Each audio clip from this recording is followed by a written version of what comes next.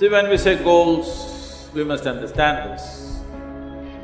From where you are, if you set a goal for your life, you can only set a goal according to your present level of understanding and knowledge, isn't it?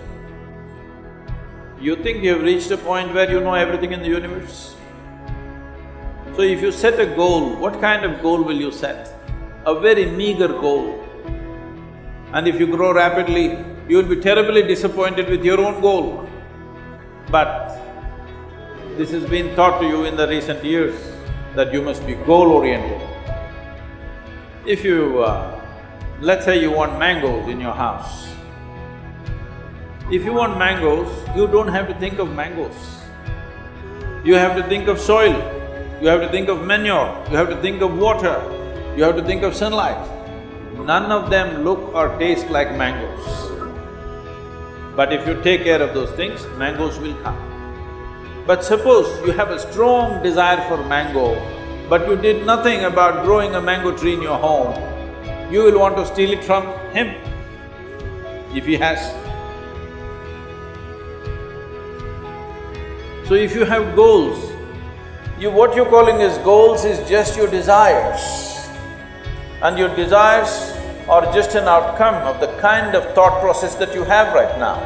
The kind of thought process that you have right now is only dependent upon the sort of data that you have collected right now. In 20 years' time of life, what kind of data do you believe you have gathered to set a goal for life? Not necessarily. Your goal is going to be just a fanciful desire that you made up in your mind, and that is not even yours. Your goals are all borrowed from 10 other people. Whatever is the trend today, that is your goal, isn't it? I would tell the young people, don't set a goal. If you have absolute devotion to what you're doing right now, depending upon the times and the opportunities, we will go as far as we go. But if you're always concerned about the finish line and not the step that you're taking right now, you will fall flat on your face, most probably. If you get to the goal, you will be disappointed. If you don't get there, you will be broken.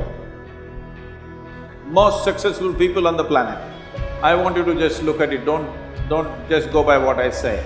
Just go on the street and watch people.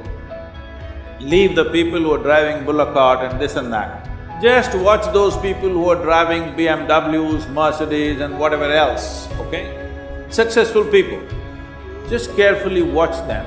How many of them are joyfully driving their BMW? Hello? How many of them are joyfully driving their dream car that they worked for? You will see hardly anybody unless it's a stolen car. So, those who have gotten to their goals are disappointed. Those who could not get there are broken and frustrated. What's the point of a life like this? Your ability to do things is enhanced only when you're absolutely devoted to the process in which you're involved. I'm using the word devotion intentionally because people think devotion means going to the temple.